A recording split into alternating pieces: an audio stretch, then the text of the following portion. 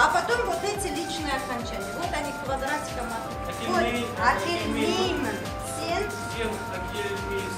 Да, тут твердое окончание. Сыз, акельмейсыз. Barımızın ko'ngilimiz ko'tarildi.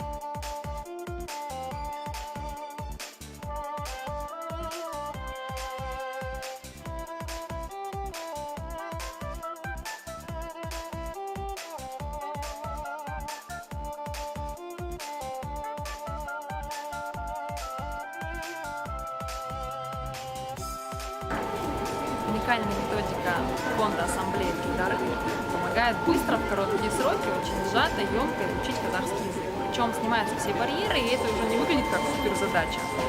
Очень быстро, очень легко, непринужденно мы узнаем все азы. Я надеюсь, будет очень интересно, эффективно, и каждый потерпит от себя что-то новое.